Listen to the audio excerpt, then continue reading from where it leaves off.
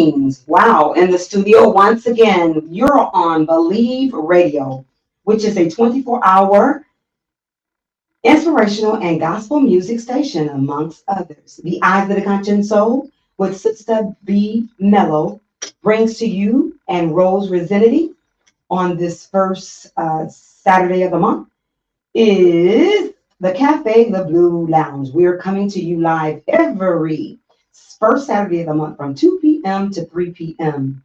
The Cafe Le Blue Lounge is where there are 15 to 45-minute segments called The Corner. The Corner has a blueprint that is unique of its own. So we always ask you to vibe out to fireside chats and be inspired by affirmations and inspirational messages. One part of the corner is the artist talk. And this is where we showcase musicians, poets, singers, dancers, film producers, authors, comedians, gospel and R&B rappers from around the Bay Area to across the globe.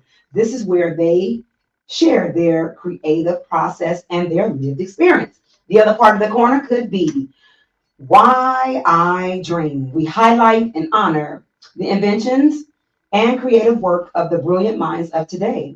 Also, with the geniuses from our past, we are preserving African American history, culture, and our BIPOC community. This is where we are tapping into the legacies of our cultures. The other part could be She Who Believes Takes Off the Mask. This is where we hear from individuals sharing their personal testimonies to what the Lord has done and is doing in their lives. This is where we give inspirational messages. Also, we are highlighting Golden Lights affirmations to impart healing medicine in the soul of the brilliant minds today. Every second Saturday of the month from 2 p.m. to 3 p.m., we have the Medicine Hour with Mr. George Pearson, founder and producer of Education is the Best Medicine. And I am his co-host also. This is where we believe building a better tomorrow starts with us.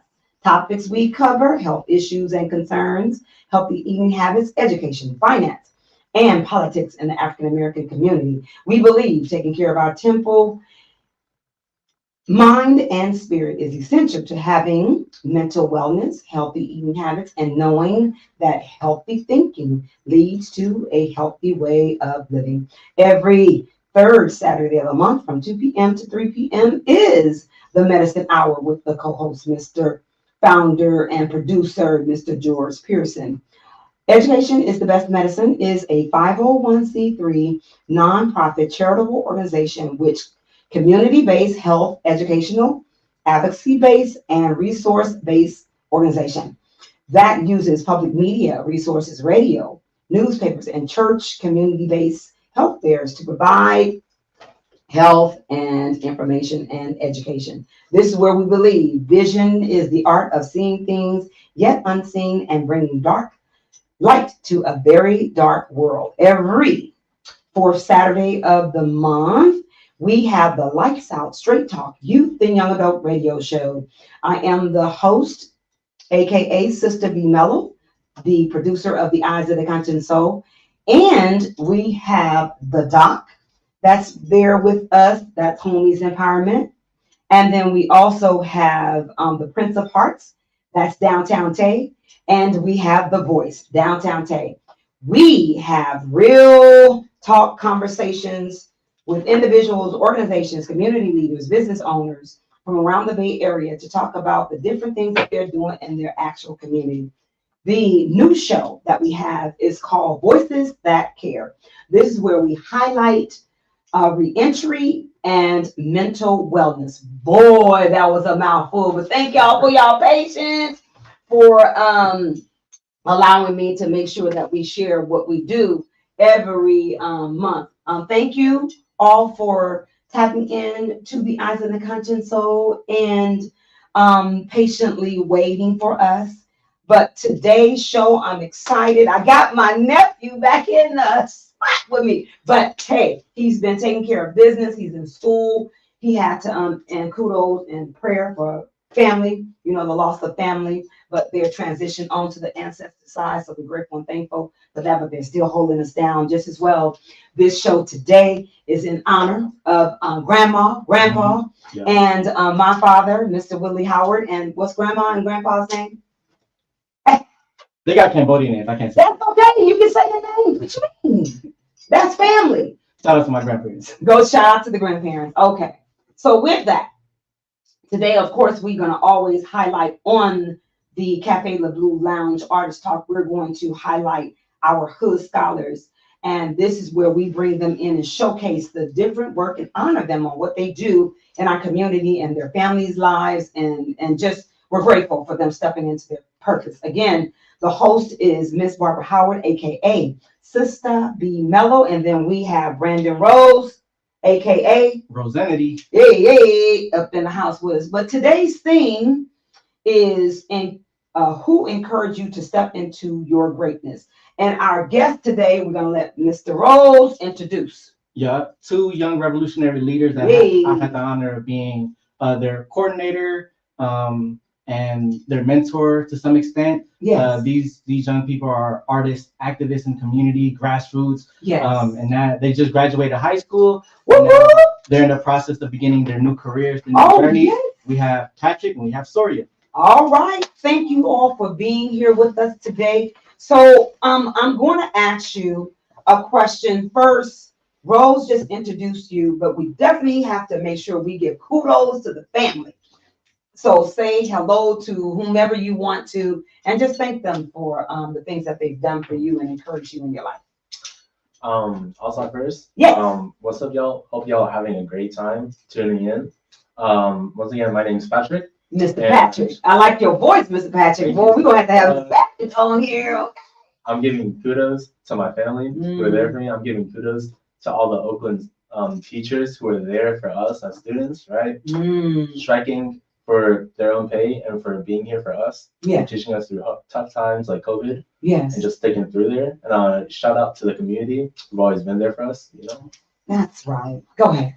Yeah, my name is Soriyan, and kind of like second about everything Patrick said, and I want to really give kudos to my sister, because she's always kind of been there for me and always helped me a lot, and always been there. And even her boyfriend too, like they're both very supportive. And then also all the teachers that kind of stuck around and kind of supported me, even through like tough times, especially with like the way the school district is right now, like underpaying or like teacher shortages and stuff like that. So yeah. Well, again, we want to thank you all for coming into the Eyes of the Conscious Soul. And of course, my nephew, he is out in the community, and it is our responsibility and duty, and I share with him all the time, is that we need to make sure that we allow your voices to be heard, and because you guys are going to be running the world. So it is my responsibility and my duty and my legacy, I pray, is to make sure that I have our up and coming leaders, come in and share about what they want to see, what they want to do, what can be changed, and all of that. So I just honor you all on today. So with that, before we go with you all, Rose, we want to say thank you for stepping into the doctor. Tell us a little bit about what you're going to school for. Oh, yeah.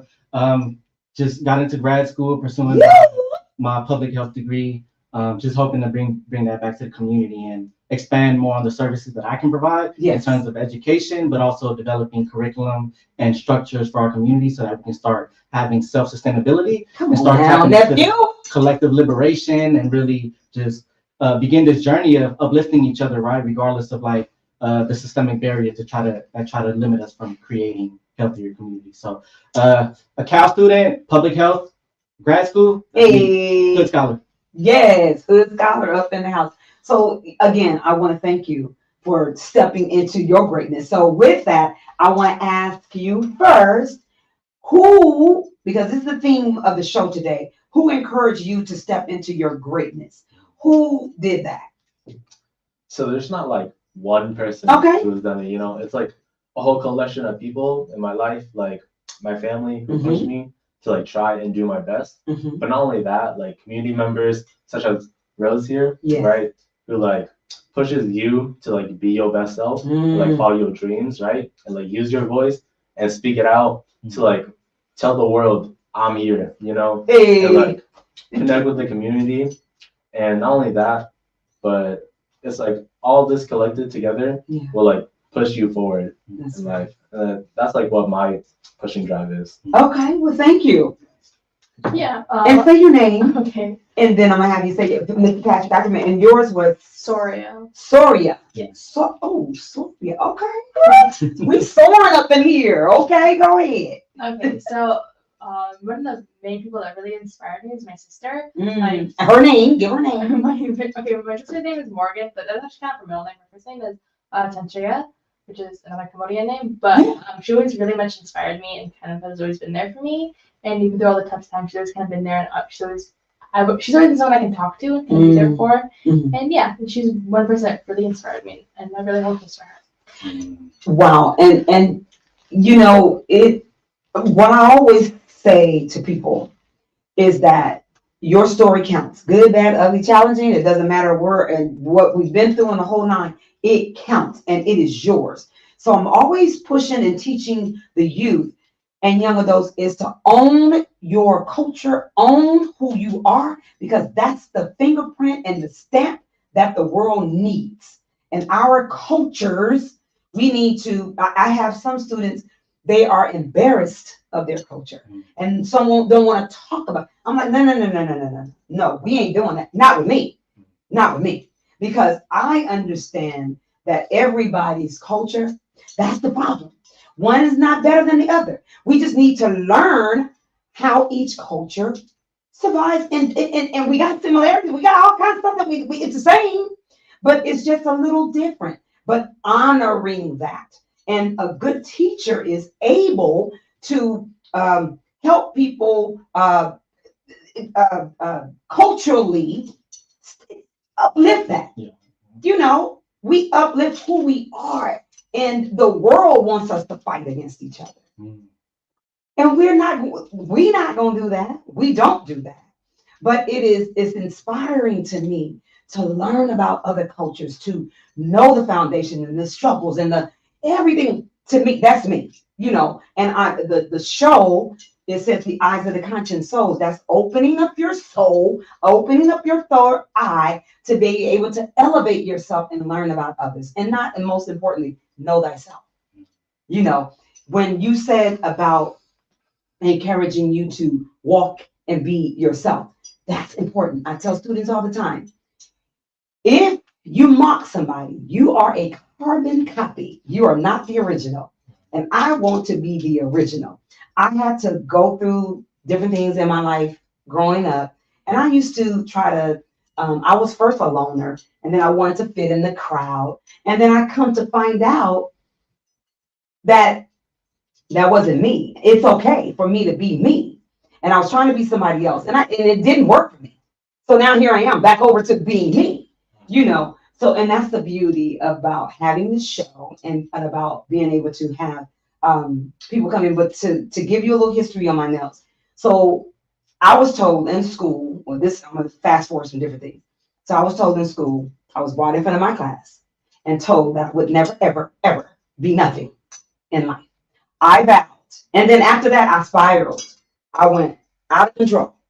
I spiraled. Only because I loved that teacher. But however, she had humiliated me in front of the class and said those things to me. And people like, Ms. B, we wish to see you now for the different things that I do in my community. And thank God for my family, because the family poured into me and was always saying, no, you're somebody. You know, I come from that. And I vowed that anybody under my watch or whomever I am around would never feel that way, because I know how it felt. And she didn't know. She was helping me walk into my purpose. It was negative, but the Lord was able to take that and turn it around and made it for the good of the community and for myself. So I'm grateful to that. But my nails represent what looks impossible and is not. I don't let nobody limit me in nothing. They don't tell me what I can't do. I prove to them that I can. And I tell people, be extraordinary. Don't be ordinary, because there's nothing ordinary about me. And I tell people all the time, I said, if you don't remember my face and don't remember my name, you don't remember my nails. And people want to take pictures with me all over the world, everywhere I go. I say, I'm in people photo books all over, because they want to take the pictures. But then they also hear the story of the nails. So the nails took me through my times that I thought that I wouldn't drugs and the whole nine, that I couldn't make it to the other side. But then after that, start growing the nails, and they are inspired. They're 36 years. They were longer, however, but just not about me, but I did have to share that for people to really understand where I come from and what I'm doing. And then our community and my family in San Francisco, we have a business there. Our parents inspired us to take care of ourselves and take care of the community. So that's why I do this community work. But neither here or there. Thank you guys for sharing that. Rose, did you want to add anything else to them who encourage you to step into your greatness? And you can share about who encouraged you too. Yeah, I think just hearing their responses will come to mind is just the collective experience. You know, we always talk about how like it takes a village to raise a child, and also like when you come from a city like Oakland that's very multicultural, diverse, you have neighbors that's not the same ethnicity as you, right? Or may go through a different challenge in life or this and that. And I think just being able to recognize wisdom and value folks from like different walks of life, right? So it's like I'm learning even now to be able to appreciate game and wisdom and knowledge from everyday people, right? And I think that that's very underrated in terms of like who we appreciate and value in our community, is that we don't see the auntie that's across the block and what she's capable of knowing or doing, and like the shared wisdom and knowledge that's been passed down verbally, right? That's not in academia or in like spaces where you're supposed to be educated, right? So when I talk about like just like who encouraged me is just everyday people, and then our young people who also live and breathe what it means to be resistant and to create healthier communities, right? So Well, I thank you. I thank you all for sharing that information, because like we said, we got the wisdom inside, and being open to share, and people asking and tapping into that wisdom, you know, and you guys being here on Believe Radio, we're grateful to the folks, Adam and Curtis, who created this space for us to be able to be ourselves and share our voices and share about our communities and about ourselves. So with that, growing up, what was it something that you knew you wanted to do in the community or for yourself? You know, because I'm trying to also share with parents and with the community and with young folks, is that you've been there where they probably are right now, and maybe the wisdom that you're going to share on today, I know it will inspire them and encourage them to like develop. And you know, it's not peaches and cream, you know, we all know the peaches and cream, but however, was there a struggle that you had to overcome to push you, and family was like guiding you, you know, as a youth, as a young person? Was there anything? So as I was growing up, right, my parents, they weren't as the ones who were like connecting me with my community, right? But they were the ones that are teaching me important life lessons on like how I can like myself explore the world, taking as many experiences as possible, right? Beautiful. It was only after 10th grade when I was connecting more to a community, right? And I was learning more. I was like being more into the spaces. I was meeting new people. I was like really taking it all in, right? Yes. And it just started to click after that. And kudos to my parents for raising me, right? That's right. But they kept me shit. Say their names, look. Thank you, parents. Thank you. Mom name is me, and my dad is Lamb. Lamb. Okay. Thank you. They kept me rather sheltered, right? Okay. But growing up, past like 10th grade, and like now where I'm at, graduating, going to college, right? Yes. It's like, give yourselves a hand. Kudos. Hey, we got some graduates and we got some folks. Go ahead, sweetheart. And like being in community spaces like APOW, right? Yeah. This is like one of their mottos, like no history, no self. No history, no self. What I just say, know thyself. Go ahead, keep going. And I started learning more about my history. I started connecting with more people, and that really like helped me pursue my dream of trying to be an author and trying to be someone. I'm over here with the dreams. I already got that written down. You going over in my notes. But go ahead. No, keep going. But it really helped me find what I really want to do. and how I want to like interact with other people. Mm-hmm, And like now, I'm trying to learn how to like be more social, be like talk to people on the streets. Right. Like before, I used to be a little scared of people just saying hi, but now I say hi back. I say That's have a good right. day, right? Because like they live their lives, I'm living my life, right? But it's important to like be with other people, you know, Yes. because we's the people, and That's in right. Oakland, that's real important because it's all community. That's right. And for yourself? So for me, it was definitely like just growing up. What kind of really? So I don't know how to say this, but let me think.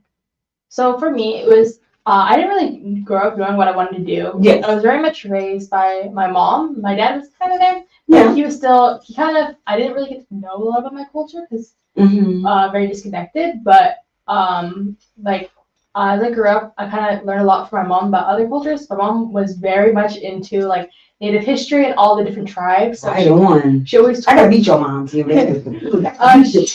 very much told me about all the different tribes and indigenous people that lived here. Yeah. And so I learned so much about that. And so as I grew older, I joined APAL.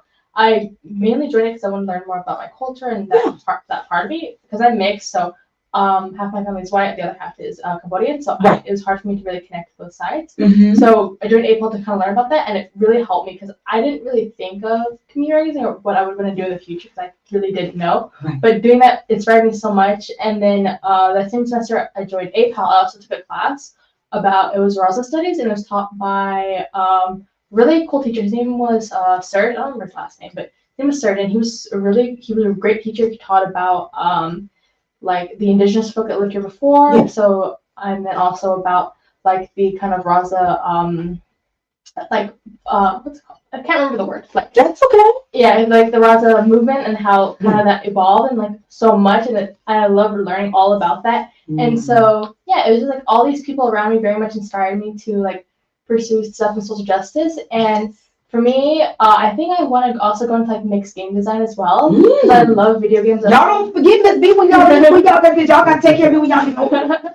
When I get older, y'all gotta take care of me. Go ahead. It's very much like trying to combine being able to tell people's story through video games because I personally love video games. I love the way it's told, the stories that you can tell. I see how you lighten up, like you know what I mean. You talk about my time, so go ahead. Yeah, and I love video games. So being able to tell people's stories through video games, through media, so many people consume. It sounds like so fun. Now y'all heard it here. Don't take her idea, people.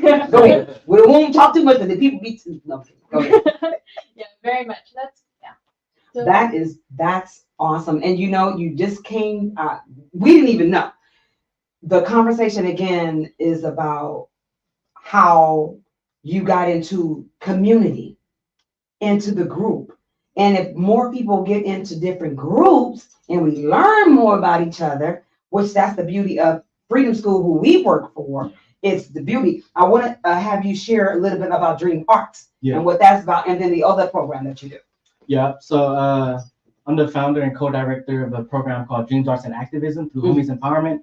After school, paid internship, and the real emphasis behind creating a program like this was to bridge ethnic identities together. We were often taught to live in silos as communities, and sometimes, like when we're living in silos, we forget that there's other cultures and identities that exist outside of ours. So I wanted to bring young people together to be able to experience ethnic identities that's different from theirs, so that we're able to humanize each other, just like Pat said, on a daily basis, right? Like if you see someone across the street, you should be able to identify like that's an ally. Oh, that's the homie. Like regardless if we live in two parts of the town, right? Two different parts of the town, and it's just bridging our communities together. I really think Dreams, Arts, and Activism, its purpose, its sole purpose is for young people to be able to humanize each other through ethnic identities, right?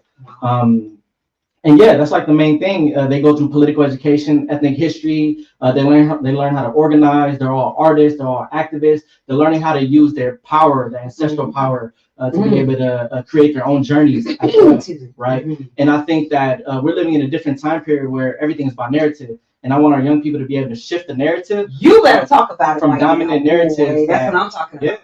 From dominant narratives that are often unhealthy, right? Or that causes stereotypes or pre-assumptions about our community, and it's about time we reclaim our narratives, our stories, just as Soriyan is trying to do through the gaming industry, right? And you gonna do it too. I'm excited. Yep. Go ahead, nephew. You know I get. Yep. You know I get. Already know it. Yep. So just being able to provide that sacred creative outlet for our young people to dream beyond just Oakland, right? Like this is new for me to hear somebody that want to combine social justice and gaming. Yeah. Right. And then Pat and his career path, right? Yes. So it's just a matter of embodying all the different identities that we come across, that we have shared experiences, shared cultures, and shared journeys as well, right? It's just a matter of being able to tap into that. And I think Dreams, Arts, and Activism is that space for our young people. And then you do the other program. What's the one I went to in Chinatown? What the? That was with APAL. APAL. Okay. I'm no longer a staff member at APAL, but I love APAL. Okay. They started my activist journey. So. Okay. Now you said all you guys said something very important, and that's what we were talking about earlier, is that understanding other people's stories. You want to know about your story. You want to know about your history. What I know, the world is going to be better because of how you guys think and what you're doing. I now can say it's good because I know we have future leaders that's going to change the narrative, going to change this mess and how they psychologically want us to think about each other. What you guys are doing is bringing a whole new level. This is a whole new level to what the world needs. They claim they don't want to listen, but they are listening. They listening to what y'all doing. But y'all can't take, but this is the thing my mother always shared with me. And I didn't learn it until a little later.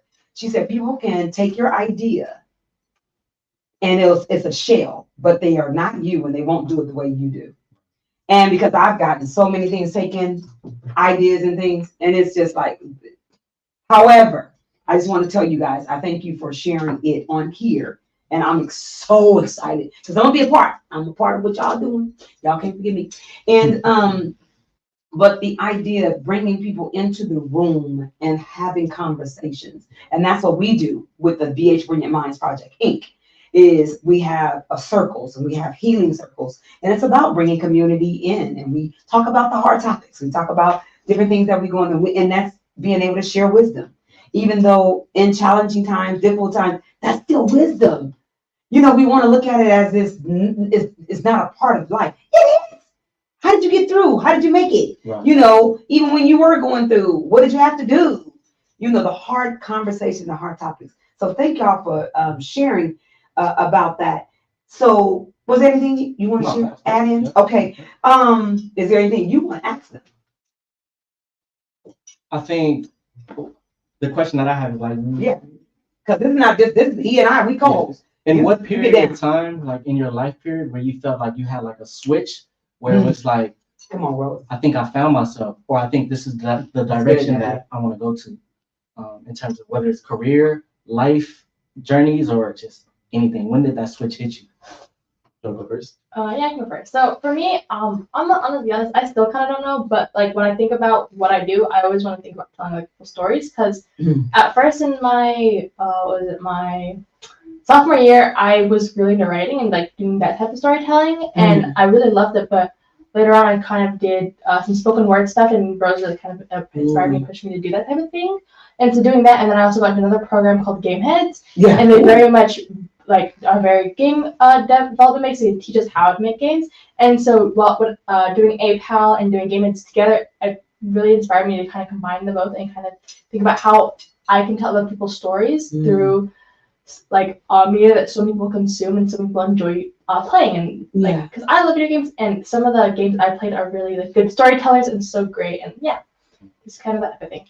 Right on. For me, when I all just like clicked, it was during my sophomore year too. At the end of it, we had this amazing teacher. We went to high school together. And her name, shout out Zia. That's community. Shout out Zia. Zia. Love Zia. Okay. Zia. I didn't know what I wanted to do. I was half onto computer science and whatnot, right? And going into some sort of engineering.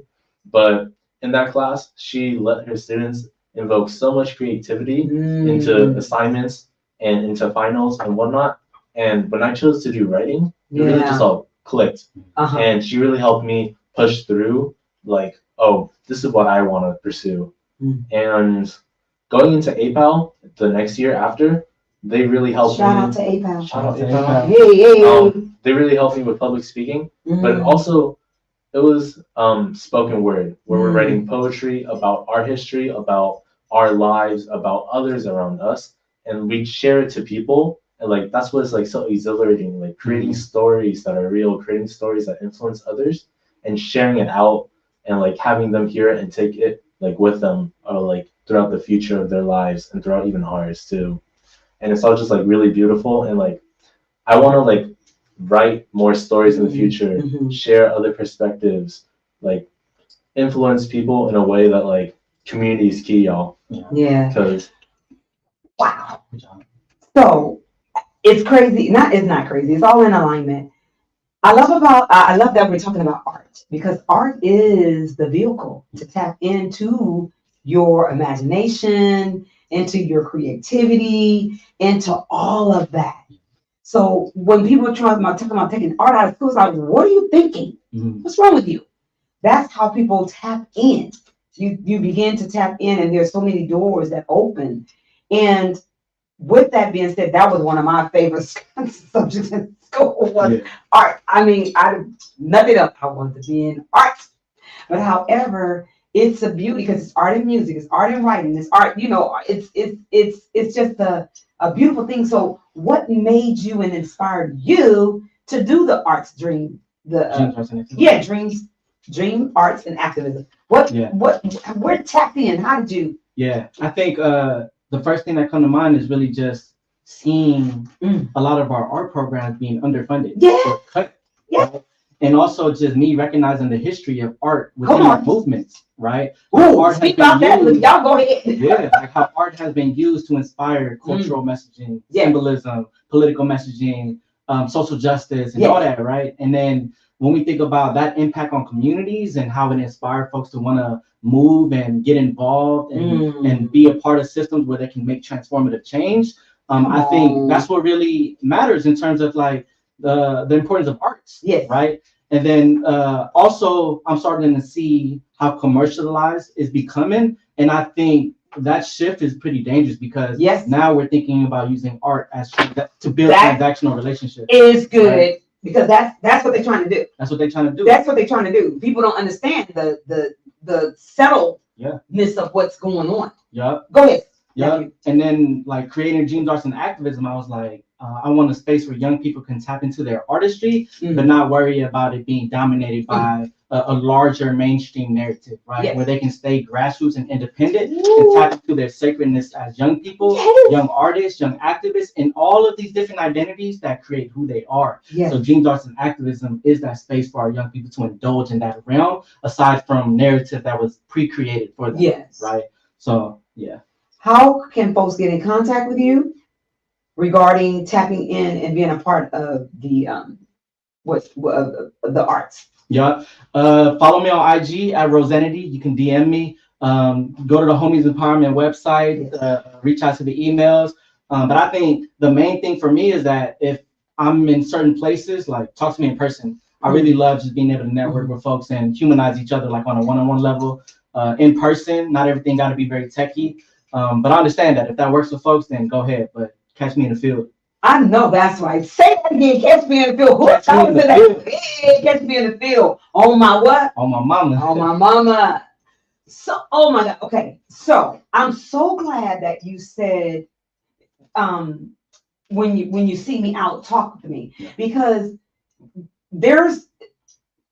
technology is good, but it's taking us away from the human touch and connection. And I think that's kind of part of the disconnect, where people have a easy time of harming somebody because you don't see them as a human being. We are human beings, and we're used to socialize with each other.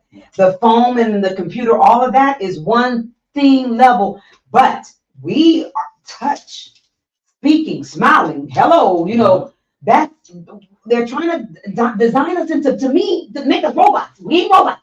And that's why with these little cuticle, what is the thing when you're working? It's like, no, the little, and I'm not talking to you, I'm not seeing you, I'm not saying anything. So it's easy for me to like be a robot and stay focused on just, and not have any feelings and all of that. And arts and socializing and being a human being allows you to tap into the genius.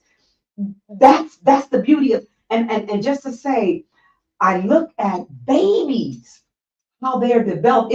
I'm still in awe of how it started off with a little bitty this, and then it developed into a human mind. You got a heart, you got a lung, you got you got the toes, and I'm just looking at my granddaughter, and I'm just like, and it just brings me back to the beauty of being human. I'm like, this is so rich, but people miss it because that's what society is trying to set us up to miss being a human. I love your hair, your creativity. Everybody, they have their own vibe and their own way, and it's like, hey, I see you. But being able to tap into that is a beautiful thing. And me hearing you all, I know it's going to be all right. We're going to turn this thing around, and our young folks and our people are going to now go back to, I see you in African culture. Is one of the sayings is Mbutu. And that means I see you, you see me, and I see the genius in you and the brilliance in you, and vice versa. Because people think I'm crazy when I walk down the street. I speak to everybody, but it's like you don't know what people are going through. But I'm not a robot. I'm not gonna just walk down, see you, and won't say anything to you. Wait a minute, your presence to me is a beautiful thing because you are here on this earth. Because when we're gone. We're gone. So for your presence being here, that's special. And I honor that in people that I meet and know. And it's neither here nor there. But it's a beautiful thing about what we're talking about because this makes me feel good about the world changing. And it's going to change through you all. Did you have another question for them? Anything y'all want to cover specifically? Because I have some more, but I just want to give you your. Maybe I'm not sure. Maybe let those questions brew for a little. Okay. Well, we can and this. Oh, that's what I'm going to say. So this is the beauty about talking with people. So we can start a conversation, and it can ignite. It's something you'll say. Oh yeah, that came. That's creative. That's being able. That's why it's important to talk to each other. And as you were saying, I love that. That was why I was able to say it. You said, I'll let it brew. Because as we talk, something else is going to come up. And that's a part of being human and the beauty of it. So before we keep going, I got to pay the bills over here. I'm just going. Thank you all for tapping into Believe Radio, which is a 24-hour inspirational and gospel music station, amongst others. The Eyes of the Conscious Soul with Sistah B. Mellow and Rosenity. My nephew, we bring to you every first Saturday of the month, the Cafe La Blue Lounge. This is where we have 15 to 45-minute segments called The Corner. The Corner has a blueprint that is unique of its own. We always ask you to vibe out to fireside chats and inspirational affirmations and inspirational messages. So on the Cafe La Blue Lounge, you can have the artist talk, Why I Dream, She Who Believes Takes Off the Mask. And then every second Saturday of the month, we have the Medicine Hour with Mr. George Pearson. Tap into that. And then we have Education is the Best Medicine. Tap into that with Mr. George Pearson. He's the host and the founder of Education is the Best Medicine. And then every fourth Saturday of the month, we have the Lights Out Straight Talk Youth and Young Adult Radio Show. We have everybody tapping into their geniuses in there. And my host on that show is the Doc. And then that's Diego. And then we have KJ is the Prince of Hearts. And then we have the Voice. So, and then every fifth Saturday of the month is called Voices That Care. And the Voices That Care, we talk about and we share and highlight reentry and mental wellness. And along with that, we do want to share about upcoming events. We have the BH Brilliant Minds Project, Inc. that's going to host the 17th year annual celebration, the Oakland Juneteenth celebration. We close out the Juneteenth in the Bay Area, and it's on Saturday, June the 22nd. Saturday, June the 22nd, and it's on the corner of 32nd and Market in Oakland, California, between Market and San Pablo on Brockhurst Street. On Brockhurst Street in Oakland. Just remember Brockhurst and 32nd.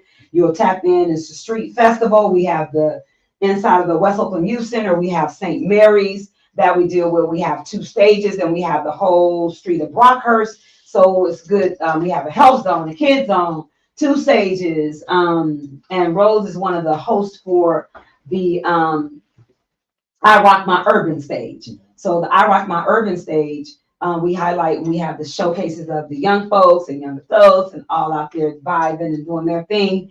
And then we have community vendors, we have business owners, we have R&B, jazz, rap, gospel. We have martial arts. Jay is going to do a martial arts demo out there from Homies Empowerment. We have a fashion show. We have food. We have Wise Choice. Wise Choice is going to be out there with the food. We have financial literacy. Finley, Bulletproof. So they having a financial literacy workshop at 4 p.m. and that's going to be hosted inside of St. Mary's. And then we have the Bay Area Black Psychologists. They're going to host a healing circle inside of there. Tap that into the morning. It's from 11:30 a.m. to 6 p.m. Please tell family and friends, come out. We close out the Bay Juneteenth in the Bay Area. And again, this is the BH Brilliant Minds Project, Inc.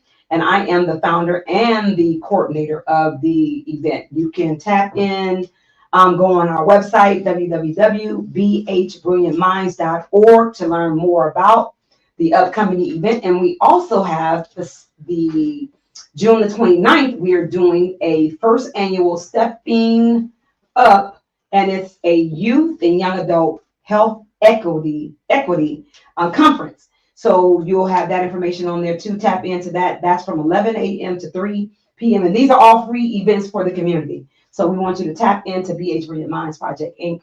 and come out and see what we're doing in the community. And we're grateful and thankful for all of our sponsors that's hosting the event with us. HHREC, we have Downtown Tay, which is HHREC, we have the City of Oakland, Community Bank of the Bay, Oakland Recycles. We have so many sponsors, just to name a few. Hip Hop TV. We have the VO Business Oakland that's out there. So just tap into what we're doing, and it's gonna be an exciting day and an enjoyable day. It's for family and friends, come out and have a good time. So with that, I want to ask you your dreams and next steps. What's your dreams? You tapped in a little bit about creating what you want through the gaming, storytelling. And so what's the next step on your life? I know you enrolled in school. Are you going to college next? Where you tapping into? Where you going? So I'm going to be doing community college. I'm still kind of so I'm not really sure about which community college I'm going to go to. Maybe go to Laney. Go to Laney. I just graduated last week from Laney. Myself and my sister. Hey. I just go to Laney is a good community college. Yeah. In Berkeley too, but go ahead. I'm going to go to that community. It's one of the two. Mm-hmm. But I'm definitely going to probably look into sociology, that type of thing, because I love that topic. And it's so interesting and so deep, and I loved sociality. I was like, oh yeah, I learned a lot, and that was a part of what it was given the talk about the the commercials and the different things, the underline of how they're letting you see certain things, and it's a hidden message behind it. I'm sitting there going oh, this is deep. Go ahead. That was really much interested in me. So definitely college, and then kind of staying in the game bus program right now, because that'll really help me with learning game development stuff, because for game dev, I'm very much interested in like narrative design. So that aspect of game deving, which is like creating a narrative or like looking at how to create the story and that type of thing. So definitely that. Nice. I believe I'm going to be going to UC Davis. Okay. For the next right year. on. And I'm gonna be majoring in English. Okay. To try and be an author at the end, right? No, you're going to be an author. I'm going to be. You're going to be an author. Yeah. Yeah. Thankfully, I'm not too worried about the money because while my family is low income and they can't pay the tuition, right. I have financial aid and other scholarships and grants that are allowing me to pursue this dream. That's right. And so the hope is, and probably what's gonna happen in the future is that I'm gonna be in UC Davis. Hey. I'm gonna be doing my English stuff, and then I'm gonna be creating books about social change, about fantasy, about people using their imaginations and whatnot, and spreading other social rights activism throughout there. Wow, and you know, I'm so glad that you said it, and the arts allow you to tap into your imagination. And then this is what I was sharing with some teachers and some kids, is that your imagination is the key. That's how you create and you think and you create things. And when you take that out, the kid is lost. They have to be able to tap into their imagination. It is so important. And I tell them, share with them all the time. How do you think these things were created? It came up here first. Just the imagination. So I'm so grateful and thankful again. Today's theme is who encouraged you to step into your greatness.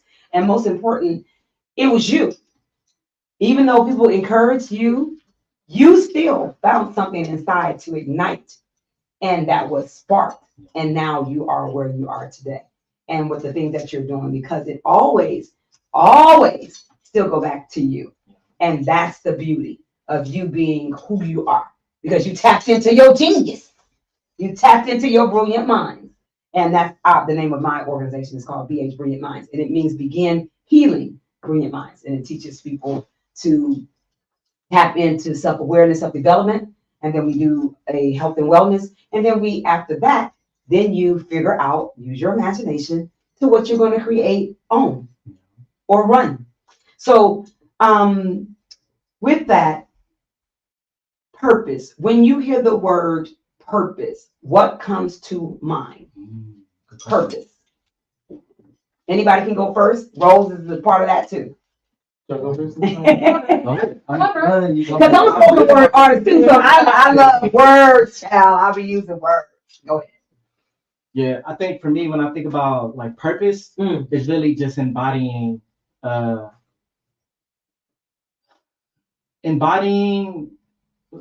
power of like my ancestors and like those who've been participating and doing this movement before me. Yes. Right. So I think embodying their dreams, their aspirations, the type of community that they wanted to see, while also steering it in my way as well. Right. So bridging the dreams of my ancestors and also bridging my dreams as well, because I think if it wasn't for my ancestors and the journeys that they had to navigate, I wouldn't be here right now. Yeah. Right. So when I think about purpose, it's driven by two things: me and my ancestors. Woo-hoo. Okay. When I think about purpose, it's like what you really dream of yourself doing. Like there's no one set purpose like you're born with, like, oh, this person's born to be this person's born to do this, this person can't do this or do that, right? But like in reality, like you can if you put yourself into it, you know, like if you really manifest it, you know. And like that's what I feel like purpose is. Like purpose is your dream, like what your lifeblood is, and like what you really, really, really want to do. Oh, okay. Yeah, a lot of what really much what they said, like trying to kind of like remembering what we can do and what we're capable of, and kind of tapping into that, and also like remembering how we got here, and remembering the people that kind of did the journey to come to this place, to like our great grandparents and our grandparents and our ancestors that lived their lives and kind of birthed us and kind of brought us here, and like did their journeys or like immigrated here to be here, and so kind of remembering that, also remembering the people who very much paved the way for social justice and who paved the way for what we can do now, and remembering that and kind of embodying that and knowing what we can do. Thank you. So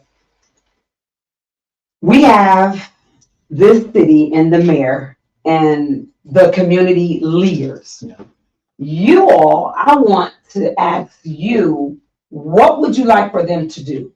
What would you like to see? What in your community, or changes or improved on? What would you as youth and young adults want to see change in your community? What do we need to do? Because it's on the people in these seats. We need you to listen to the youth and young adults because they have the answer. And we have to be able to talk and communicate with each other. Is that, first of all, a lot of folks don't realize is that they work for you. They're in those seats for you. It's not for themselves. And when I go to city council and when I go to different places, I remind people, you're there for the people. It is just not for you by yourself and your whomever. You work for the greater good of this whole city. So what would you encourage them to do? Or, what would you say to them? What do you want to see in your community?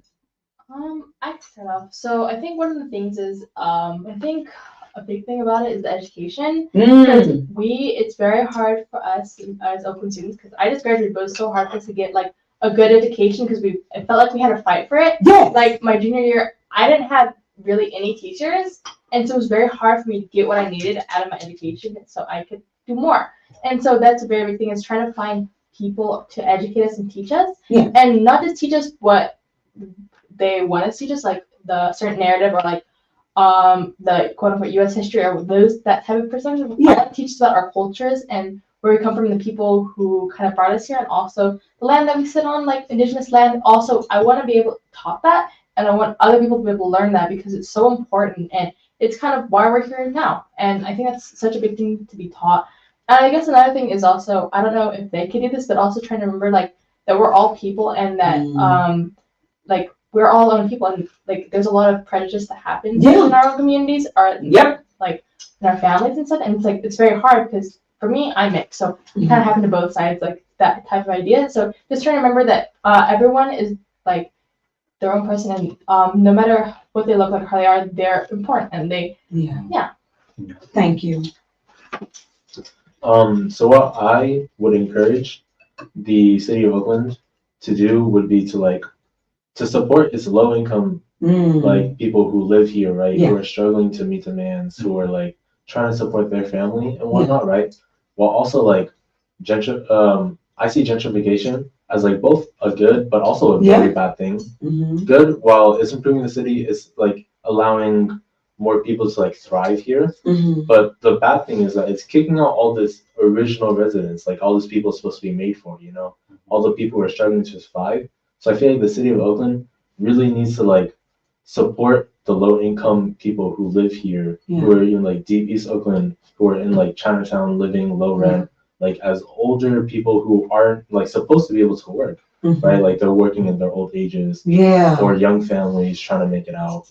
And it's like they really need to support these people while also like stopping this gentrification that's kicking out so many original communities or people who have lived here for so long, right? Yet they can't afford to live here anymore. It's like really heartbreaking to see like communities fall apart and like new ones come in and take it. It's like it doesn't have the same soul to it. It does not have the same soul to Oakland. Come on. And like this issue is such a plague that's like happening around California. It's not just Oakland. That's right. It's around. Go ahead. And it's like such a big issue that really needs to be addressed. Wow. I agree with both of them. I think the first thing is normalizing kindness and compassion. Right? Soriyan mentioned a lot about that again. Normalizing kindness and compassion. What Soriyan mentioned, right? And also just providing basic human rights for our community, right? Like Patrick mentioned gentrification, and that also causes folks to be unhoused, right? And we want to make sure that all of our people have these basic human rights, food, water, housing, right? And then come education, right? So just being able to humanize people in a way where it's like you're just seeing them for who they are in their existence, right? Like there's a lot of transactional relationships with our community that cause our community to go through certain challenges where they're forced to leave because they don't got money, or their rent increased because of gentrification or like this and that, right? So just being able to uplift our community members that don't have access to like just basic human rights, right? It's not a riddle. Now community and now leaders, the words that these young folks said, it doesn't take a lot. It just takes somebody willing and a willing heart to hear and know. You said a basic human right. Everybody has a right to be able to live decent, have food, George said all the time, food, clothing, shelter. What's the problem? And we have to do better because it's getting worse. It is getting worse. And it's affecting people's mental space. There's a lot going on. And if we don't make changes, it's just gonna get, I believe y'all gonna make changes. But for our communities, for our leaders, remember, you work for the people. And if you put the people first, it's easy to do the right thing. And this is what we are here about, is to do the right thing. And everybody has their opinion and what they want to say. And that's why I give you guys voice to be able to uplift your voice, because your voice matters. I got a little go ahead. more to say. Oh, honey, keep going, child. Look, we said we was gonna spark something. You said it was gonna be brewing. Go ahead. So, in my senior year, in like the first half, I was writing a research paper on gentrification, actually, in Oakland. Wow. And there's so much data about it, but like connecting it to like homelessness, right? People becoming unhoused. There, as of I believe 2024, there are around 5,700 unhoused people in Oakland. Wow. Yeah, but the shocker is that there is more available housing in Oakland than the amount of people who are unhoused in Oakland, which is crazy because like this is only allowed to happen because of people able to like privately own these properties, and like because of gentrification, because they improve it so much, right, that they put a high price tag on it, and these unhoused folks are unable to like purchase and like rent this, right? Like how are they able to live it in their own original city when this is allowed to happen? It's just heartbreaking. And it makes it, again, there's an underlying something going on. You make it as though those people, or what's wrong with them, or they can't. No, there's an underlying why people are where they are.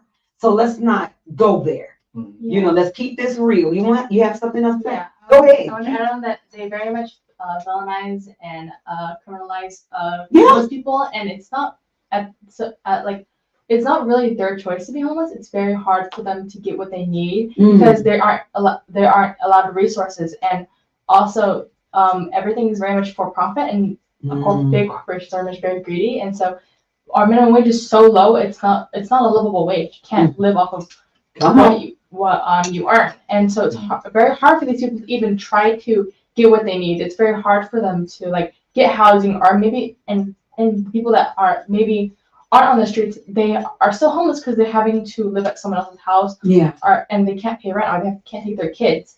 So it's very hard for them. So those people that can live with their family are very much lucky, because there are some people that can't do that, don't have the families. So then a very big part of the homeless population is also like orphans, people that don't have families. Because say that because they don't have people to support them, and often it's the orphanage that kick them out. They're 18, they don't give any support system or anything to help them. That didn't even come to mind right now until you said it. But see, that's the thing.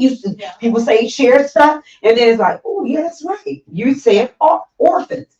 So when they're 18, they have to leave, and then if they can't get a minimum wage job, I mean, if the minimum wage, if it's minimum wage, they can't afford. Yeah, if they can't get a livable wage job, or get enough financial aid for schools, what are they supposed to do? They're kind of stuck. Maybe they can live in foster care too. Just like all that stuff.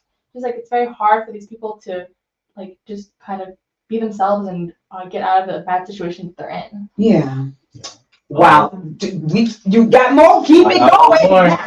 Going off of what Soriyan said, it's like the criminalization of homeless people, like unhoused people. It's like so crazy. In my senior year, I was out for a little bit, like helping them out, giving them resources that they needed, right? Based off of my senior project, right? Yes. And we was interviewing them, right? And like so many homeless folks out there are criminalized, and like the prejudice against them and the stigmatism of homelessness, right, is so extreme. Like many of the cases and like reasons as to why some people end up unhoused is that there's no support systems here to help them when they're going through something rough. Someone passed away. They're unable to like cope with it, right? Because there's no mental. There we go. Exactly. Yep. Right. They can't work their job. Minimum wage is not enough, right? Because it's bare minimum, and like people have surgery, people have accidents. This person that really stuck with me is like they were imprisoned, like incarcerated 40 years ago, right? And when they got out, they ended up unhoused and they could not get out of that situation. And like support systems for like unhoused folks remind them so much of the incarceration and like prison. That's like it's unbearable for them. It's horrible in the state of like California with this issue of homelessness and like the stigmatism and criminalization of it. It's like so extreme. It's like there's no hope for them. And see, you were able to go out into the community and hear the story of what they're telling you that's going on. And that's the beauty about being able to come together and bring resources together. So I do want to encourage people to contact NAMI Contra Costa. There are various support groups that they can tap into. You have a faith focused grief support group. You have a living with purpose support group, an African American family support group, mental wellness support group, women, young folks. NAMI Contra Costa has so many, just NAMI in general. So tap into the resources that can help you with your mental wellness and hopefully prayerfully getting resources for you, your family. Is there any other resources that you know of that we want to share? We know Homies Empowerment, that we give our free food community food on Tuesdays. So tap into Homies Empowerment, go on our website and you can find more about what we do. HHREC, you can tap into them. But again, you can tap into NAMI Contra Costa, the warm line, 925-465-3864. And then Homies Empowerment, you can tap into them. HHREC, you have Safe Return. That's for anybody that's dealing with reentry. And then you have, there's so many resources that's out there, but if you tap into these resources that's making a difference, you have the Kingmakers, you have the Hidden Geniuses program, you have the Arts Activists and Dreams Arts and Activists. Dream Arts Activists. So we have resources for our community. So please tap into that.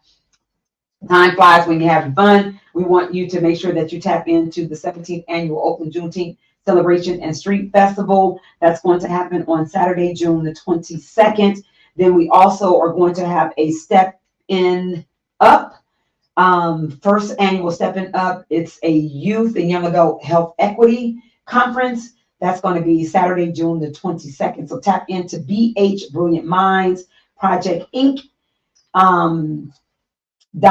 .org, BH Brilliant Minds Project Inc.org. The information is there. You can go to our email is bhbrilliantminds@yahoo.com. I'm going to give you guys the final share, and then we're going to be off. We started a little late, but I believe in divine time, divine order. It's all in alignment, so we are all good.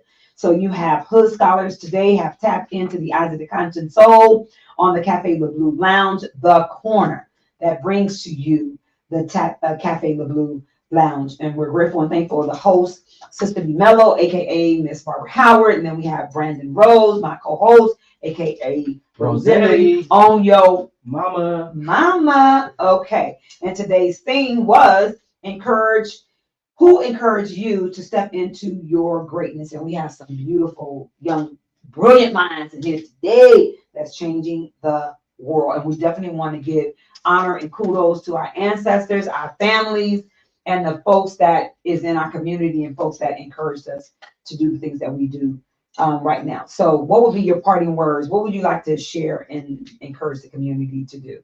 I think the main thing is just be there for other people and try to remember and lift up others. Don't put people down because you don't know what people are going through or what type of lives they lead. So always kind of be supportive, be kind, and always kind of be there for people and just don't be mean.